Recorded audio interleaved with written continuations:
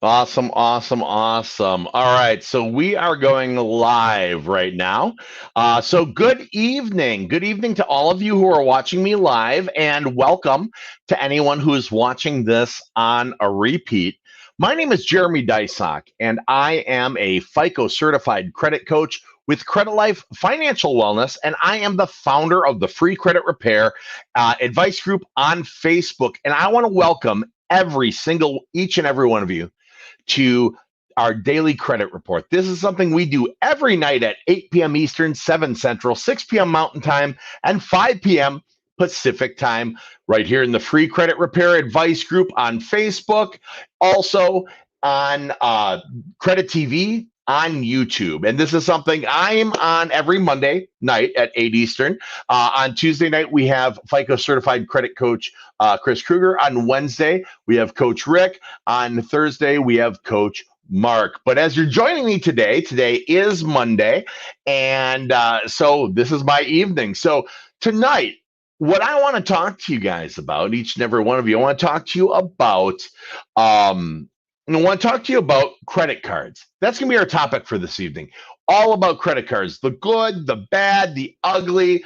I want to also answer any questions you've got about card utilization, about best practices with your credit cards and all of that. So I'm going to let the room fill up just a little bit here. Let people migrate in. And in the meantime, I also want to invite any of you, if you would like to have your own credit coach, if you'd like to hire Credilife Financial Wellness, if you'd like to have me specifically as your coach, you can do that by going to www.bookcoachjd.com, and that'll let you pick a day, an evening, or even a Saturday morning that works for you. And we'll do an initial consultation at no cost. Now, during the consult, it's kind of neat. What we do is we'll talk about what's on your credit. We'll talk about your goals, and we'll put together a plan and steps, action items to get your score and your profile in position for all the goals that you do have. Again, that's www.bookcoachjd.com. All right, so tonight's topic is credit cards, credit card utilization, and just credit cards, the good, the bad, and the ugly. All right, so those of you who are watching are probably here because you're trying to improve your credit. You're trying to get your credit score and your credit profile in position to qualify for the goals you've got. And these could be any goals. You may want that, your goal may be home ownership. You may want to own a home. Your goal may be a new vehicle. Your goal may be to send the kids through college. Different types of goals. I talk to people all over the United States, and everybody has one thing in common that I talk to. They've got goals for themselves. I don't talk to many people who go, oh, I don't know, I just generally want better credit for the heck of it. People have something special in mind, and that's great, because if your goals are specific, the steps and the path to get to those goals also can be laid out specifically. Now, the very first step, and I don't care what your goal is going to be, the very first step, if you're looking at improving your credit, is understanding what makes up your credit, what makes up a credit score. So I want to start here with something called the FICO wheel. This is the FICO wheel that you're looking at right there. So what the FICO wheel is kind of a layman's term breakdown of what makes your credit score. So taking a look at this thing, 35% of your FICO score is your lending score. That's the one the banks are pulling. A full 35% of that is made up of payment history. They want to know if you paid on time. They want to know if you paid at all. And that makes up a full 35%. Now, looking at the top area here where it says amount of debt, a full 30% of the FICO algorithm, so a full 30% of your credit score, is made up of amount of debt. But more specifically, it's made up of balance to limit ratio on credit cards, revolving accounts. Credit cards are revolving accounts. You can charge them up. You can max them out. You can pay them off. you can do it again. As long as you're happy with the bank and the bank is happy with you, they can keep revolving forever. So when we look at this thing, a full 30% of our FICO score is made up of balance to limit ratio on the credit cards, the revolving accounts. So if you're somebody who doesn't believe in credit cards or doesn't think you should use credit cards, or if you're someone who doesn't have any credit cards, Jeremy, my credit's terrible though, I can't get a card. Don't worry, we'll get to that. If you don't have any credit cards, we need to get some in place for you. Okay, that's crucial. You have to have some credit cards in place to round out that profile, to build that score to get you in position for your goals. So we know a full 30%, and that's an area we can control in the FICO algorithm, is balance to limit ratio on revolving accounts, credit cards. So does everyone know what a credit card is?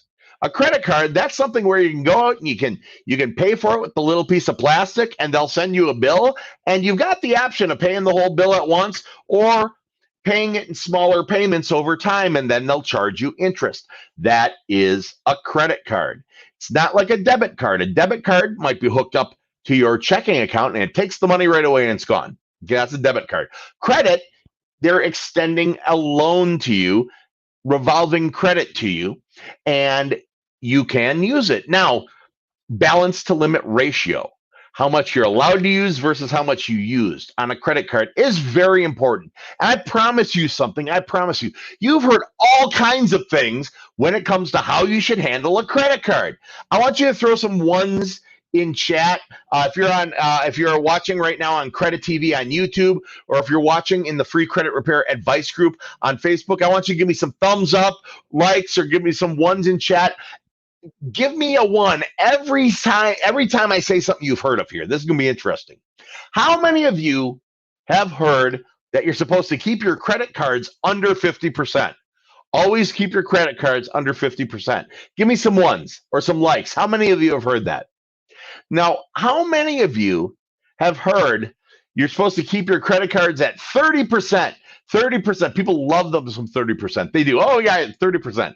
They love 30%. You hear it from bankers and realtors and Susie Flippin' Orman on TV, all kinds of crazy people say 30%. Give me a one if you've heard. So if you've heard 50%, give me a one. If you've heard 30%, give me another one. How many of you have heard, oh, no, you want to keep them at 10%. You only want to use 10%. How many of you have heard that? Give me a one. How many of you have heard 1 to 3%?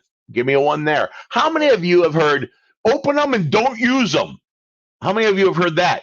How many of you, again, give me a one every time you recognize one of these. How many of you have heard charge them up and then pay them off again? But you can charge as much as you want as long as you pay them off by some special magic day. That could be the bill day, could be the due day, could be Canadian Boxing Day. How many of you heard you can charge as much as you want as long as you pay it off by some magical day? It won't matter. How many of you have heard that?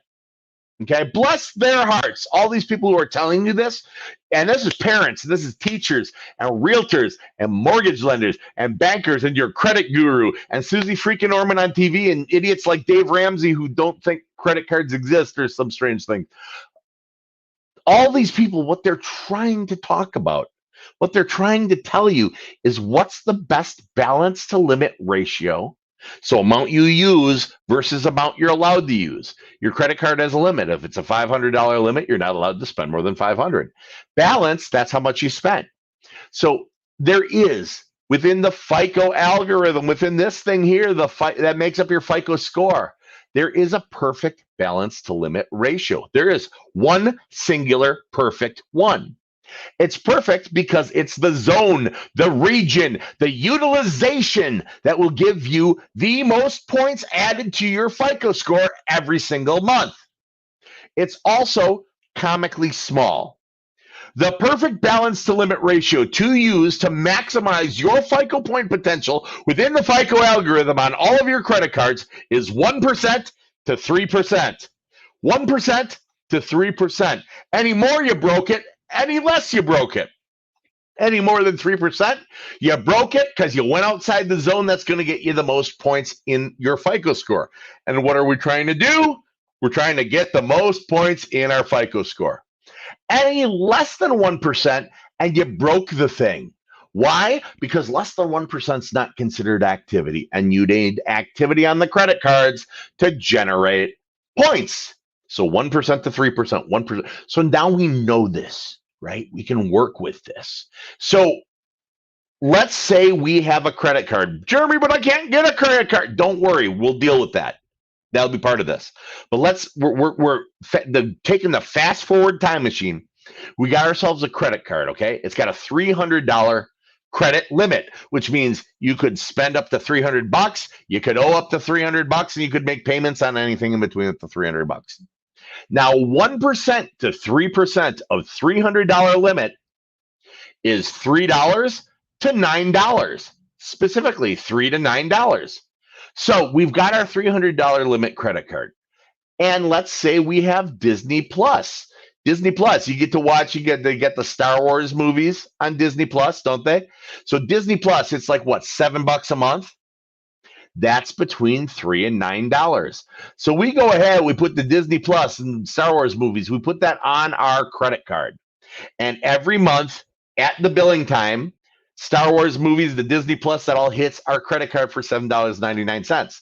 And we're allowed on that $300 card, 1% to 3%, we're allowed $3 to $9. So every month, Yoda, and then it gets paid, right? Why does it get paid? Because we set our checking account up to automatically pay that credit card when it's due. So money goes on, money gets paid. Money goes on, money gets paid. Yoda's on the card, Yoda's not on the card. Yoda's on the card, Yoda's not on the card. And this thing's autopilot. It's operating in the background. You're not using the card for anything else. You're not spending any more on it. You're letting this operate in the background. Okay, every month, right? Every month the month starts off. All of a sudden, bam, Disney Plus and Yoda and Star Wars, they all hit. That's activity. You get points for activity. How much activity is it? 1 to 3%. So you'll get the most possible points in the FICO algorithm. And now Yoda and Disney Plus and that, they stay on that credit card until the bill is due. And that creates a trended average daily balance. And you get points for a trended average daily balance. Well, how many points are you going to get? I don't know. What's the trended average daily balance? Well, heck, it's 1% to 3%. You're getting the most points. And then all of a sudden, Yoda's on there with Disney Plus and stuff like that. And the credit card bill comes due and bam, right? Your checking account pays it off. Yoda's no longer on the card. Disney Plus no longer on the card. And that shows the ability and willingness to repay in a timely fashion. And then it happens again. In new month, activity, average daily balance payment, activity, average daily balance payment, points, points, points, points, points, points, points. And all you have to do is sit back. You're watching Mandalorian, you're watching the original Star Wars movies, and your score is going up. All because you put 1% to 3% on there. Now, it doesn't have to be Disney. It could be some kind of reoccurring charge. This is how to best manage a credit card. But Jeremy, my card's got $5,000 on it. Well, then your 1 to 3% is $50 to $150. So put your cell phone bill on it and do the same thing. Yeah, it's not Yoda, but it's your cell phone bill. Does this make sense to everybody? Give me some thumbs up. Give me some likes and some stuff. Let me know if this is making sense to you. All right. So ideally, when it comes to credit cards, you want to have a minimum of 3. Okay. You want to have a minimum of 2 bank cards, Visa, MasterCard, American Express, and Discover. You can use them anywhere. You want to have a minimum of 2 of those and a minimum of 1 retail card. What's a retail card? Kohl's, JCPenney, Walmart, Fingerhut. Those are all retail cards. Well, Jeremy, why do I want a retail card? Because you want to have a blend of accounts. When I go back to that FICO wheel, and now we know 1 to 3%, our amount of debt, that 30%, we're doing awesome, 1 to 3% balance to limit ratio. But if you look down at the bottom of it in the purple, 10% of your credit is made up of credit mix. So 1 kind of credit card, a bank card, well, that's good. 2 types, bank and retail, well, that's better. So now we've got the ability to do the 1 to 3%, the ability to pay it on time. We are actually managing, by doing this simple little thing, we're managing, well, 35%, we're showing the willingness and ability to repay in a timely fashion. And 30%, we're using good balance to limit ratios. And credit mix, that's 10%. We are specifically in control and manipulating a full 75% of our FICO score. That's why this topic is important. It saddens me that more people aren't watching this, frankly. If you're coming back to watch this later, bless you, because you're smart, because this is literally the biggest impact you can make on your credit profile, is what I'm talking about tonight. But Jeremy, I can't get a credit card, right? All right. We know what the balance to limit ratio should be. We know what the utilization should be. We know why it's so important to have these credit cards. Now, I'm going to tell you guys, those of you who are having trouble getting credit cards, I'm going to tell you what you have to do as far as that goes and how to get those credit cards right after this.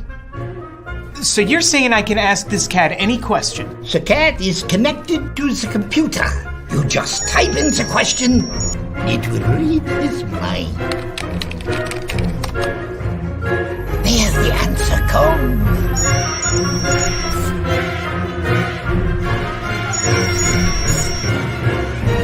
You're the man! I've been looking for this for weeks. So one thing we've done here at Credilife, for those of you who are looking for credit cards that might have expanded approvals or might be able to take you if you've got a slightly lower FICO score. One thing we've done is we took and vetted out a bunch of different cards. Vetted as in we actually got the cards ourselves, tried them out, made a late payment to see what would happen, paid on time, made sure that we knew what would happen if they, when they raised their limits and all the different stuff, their billing tactics and stuff like that. And the fact that they were good to work with. We vetted a number of different cards for you. And then what we did was we went ahead and had a site host the cards. And if it sounds like I'm stalling, it's because I am. There we go. We had a website host links to all these accounts, all these cards for you. So if you go to FCRA, like Fair Credit Reporting Act, FCRA.my800credit.com, you're going to find on there a whole laundry list of cards for people in different levels of credit approval. Okay. If you are hard pressed to get any kind of card, you'll probably start off with a secured card. We've put the best secured cards, the highest quality, the ones that are the best to work with. We find it to be a good value, whatnot. We've put them in there. Your first unsecured cards, meaning you don't have to put a deposit down. As your credit's increasing, we've put a good list of them in there. And then even good credit cards that you want to graduate onto, things that can become your forever cards, your Discovers, your Capital Ones, they're all in there. We took all of this info and gave it to the folks at fcra.my800credit.com, and they're hosting it for us. So if you're looking for builder cards, if you're looking for revolving credit cards so that you can have 2 revolving bank cards, Visa, MasterCard, American Express, Discover, you're looking for a retail card, a Finger Hut, something like that, you can go to this. There we go. Hold on. How am I doing this? It's bizarre. It's like the opposite mirrored kind of thing. You can go to fcra.my800credit.com, and we've gone ahead and we've put a whole list of them there. You're not buying anything from us. You're not buying. These are the right links to the right ones, so you're not going to be an identity theft victim. And honestly, if we decide a card sucks, we have them pull it out of there. So you go to fcra.my800credit.com. That's a gorgeous source for you to get access to the cards. All right, we have a few comments in here. Most of them is Oh, here's a question. Jordan says, but Jeremy, doing the 1 to 3% credit utilization makes it difficult with Capital One to approve my any credit line increase request. No, it doesn't. No, it doesn't. I've got a $25,000 credit line with Capital One. I've never spent more than 1 to 3% on that card, ever. 25 grand. Never spent more than 1 to 3%. That is not what they make increases based on. Anyone who tells you that the increase is based on you maxing the card is a crackhead. Seriously. Your ability and willingness to repay in a timely fashion, your other credit obligations that they want to compete with, that is what determines the increase, not 1 to 3%. Okay. I've been trying to drive this message home for a long time to a lot of people, but by gosh, by golly, it's not the case. I've had my Cap One for 10 years. I've never spent more than 3% on the card. Set it up on auto pay, just let it do its thing. And as they keep increasing, I find more crap to stick on it for auto pay. And I promise you, there's no shortage of crap, particularly with my kids subscribing to things and stuff to put on there. But I'm at 25 G's on the thing. And I've never spent more than 3% on the card. It's a good question, though. That's a misconception that's out there. I hear a lot of people saying it. And I think it's people who think they know what they're talking about, or think they understand that maybe that's how that worked, or, oh, I maxed it and they raised mine, so it worked for me. We don't teach it worked for me. We teach best practices in conjunction with the FICO algorithm and the economic realities of consumer lending. I'm FICO certified. I'm certified by the American Institute of Banking and Consumer Lending. I'm the former CEO of a mortgage corporation. When it comes to lending, I know all the ins, outs, ups, and downs, and the whys and the why nots. And it's not because you spent more than 3% ever. Okay. It's them literally just trying to lure yourself. But it's a great question. I'm glad you asked it. So there is no fault in asking. I love all the questions. And while we're doing this, I'm going to jump in. If you guys have any questions, any credit related questions, I've kind of hit about as deeply as we want to get on this tonight. The fact that if you're doing a credit repair, you want to have, at least 2 revolving accounts open and active, credit cards, bank credit cards with a good payment history, at least 1 retail account open and active with a good payment history. You want to do 1 to 3% balance to limit ratio on these things. No, any more you broke it, any less you broke it, because any more you broke it, you went outside the optimum point potential. Any less than 1% you broke it because 1% is needed to give activity. So I've taught you to do this. Please, for the love of God and all things holy, take this advice. I'm not doing this because I don't want it to work for you. I'm saying these things because I do want them to work for you. And this is the correct information in conjunction with FICO. Okay. If you're having difficulty finding good quality credit cards, we went ahead and we vetted a bunch of them for you. FCRA.my800credit.com. Great place to find them.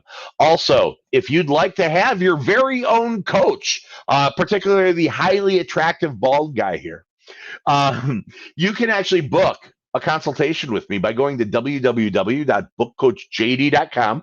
You just follow the little scroll across the bottom. And what you're going to do is you access my calendar directly. You get to pick a day, an evening, even a morning, whatever that works for you. And what we'll do is we'll talk about your credit, we'll talk about your goals, and put together plans, steps, and action items. Figure out what services you need to be enrolled in to get your score and profile in position for all the goals you've got. So www.bookcoachjd.com. All right. I think I'm going to wrap. Oh, wait. Yay. We got a question here. Adria says, should spouses be authorized users on each other's credit cards? We're trying to rebuild credit. Well, as far as convenience and going out and being able to, if both of you are on the Home Depot card and you both want to go to Home Depot or Menards or the Walmart because you both shop there, that's great. Go ahead and do it. But in the 3 latest incarnations of the FICO algorithm, the weight's not given to authorized users the way it used to be. So if you're looking to build your credit, that is exactly not how to do it, because they kick out authorized user accounts from consideration for all major lending, and it's specifically mentioned for mortgage underwriting. So if your goal is home ownership, the underwriter is specifically required to disallow all authorized user accounts from consideration. So first things first, make sure you've got the blend of accounts. Ultimately, you want 2 revolving, 1 installment, and 1 retail account. That's the bare minimum you want. Installment, that's where you make equal monthly payments on an installment loan. And once you're done paying it off, it's over. Student loans, car loans, things like that. Or else, if you don't have an installment loan that's open and active, let me recommend one to you. This is Self-Lender. Go to openselflender.com. And what it is it's a bank account essentially that you're tucking money in installment accounts or installment payments. I use it too. I don't use it for credit building anymore, but I use it because it's a really handy Christmas account for me. So what I do is I open up the $1,200 one every year in November. I open the $1,200 one and I make equal monthly payments until I've paid in the $1,200. And then when the year's up, they send me back my money. And so right before Black Friday, I got 7 kids. So right before Black Friday, I get a check in the mail for $1,200, and that's extremely convenient at that point in time. But because I've made monthly installment payments on that $1,200 bank obligation, they report it to Equifax, to Experian, and to TransUnion as installment payments on that obligation. It rounds out my profile. It builds my score while I took money away for a rainy day. It's awesome. But that's also not what you asked. So should spouses be authorized users? Not for the purposes of score, not for the purposes of rebuild, but for the purposes of you're married and you shop together. That's perfectly awesome. But you got to make sure that you've got your own profile. You each have your own profile, because what if one of you dies and suddenly the other person has to finance the house? You got to think of stuff like that. Okay, you do. It's my job to come up with the unpleasant sometimes. So what if one of you dies? The other one has to survive, and you're not surviving because the account that was once someone else's, they're dead. And it's not an account anymore. So you do need to have your own accounts. And if you want to do authorized user in addition to those, that I recommend and say go for it. Make your base profile. Have your own accounts. Be able to stand on your own 2 feet. Then go ahead and be authorized users. It's real convenient. That way, like in my case, I can make my wife have to go to Target. I don't have to go to Target. Did that answer your question? I hope that answered your question. Perfect. All right. So I'm going to just take a look, see if we have any more comments here. Hey, good evening, Tyler. It's good to see you. All right. Hey, you're welcome, Facebook user, everyone. All right, cool. I'm going to probably wrap this up right about now because that seems, I went into a very base topic. But again, remember, 1 to 3%, that's the magic ratio. Anything else you hear is bupkis, nonsense, flapdoodle, dookie. I can't think of other appropriate words I can say before I start getting in trouble. But yeah, 1 to 3% balance to limit ratio on your cards. That's going to maximize your point potential in the FICO algorithm. And remember, it is absolutely positively crucial in that FICO algorithm that we have credit cards, because you remember 35% is payment history. Good payment on the cards. 30% is balance to limit ratio, 1 to 3% on those cards. 10% is credit mix, Visa, MasterCard, American Express, Discover, and then also a retail card. We can control 75% of our FICO score in that restoration. That's a big deal, you guys. Might not seem like a big deal, but it's a big deal. So that's what I've got for you. I'm going to throw this thing, if I can, on replay, or else I'll just pin it to the top. So those of you who are just joining can go back and watch from the beginning. Again, if you would like to have a consultation with me, if you'd like to hire me as your coach, go to www.bookcoachjd.com. Pick a day and evening, or some other time to get together. We'll talk about what's on your credit, talk about your goals, and put that plan, steps, action items together to get you there. I'm Jeremy Deysach. Join me every Monday night at 8 Eastern, 7 Central, 6 Mountain, and 5 p.m. Pacific time here in the Free Credit Repair Advice Group, and here on Credit TV, CREDI-TV on YouTube. Thanks a lot. We will talk soon. Bye-bye.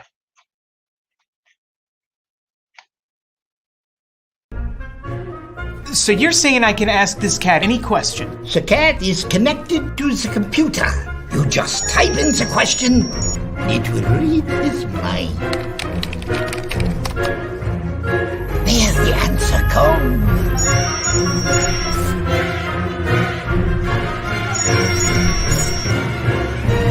You're the man! I've been looking for this for weeks. Today, everything is impacted by credit, so it's absolutely vital to understand how credit works in order to achieve financial freedom. This is why we started Credilife, so that we can empower others to shift their money mindset and access better investment and credit opportunities. We want to maximize your buying power and allow you to take control of your financial future. With our programs and strategies, we can expedite the process of improving your credit profile and credit score. Despite what many believe, how we manage our money is far more important than how much money we make. A lot of people are concerned about their ability to qualify for a mortgage, lowering their interest rates, or just managing their debt. Through our coaching programs and our trademark Credit Builder Blueprint, our clients not only save money and lower their interest rates, but learn how to get out of debt and finally achieve peace of mind. We don't just support our clients' financial goals, we educate and empower them to create long-term strategies. If you're trying to buy a home, start a new business, get a loan, get out of debt, or just want to improve your credit score, visit us online and fill out the contact request form.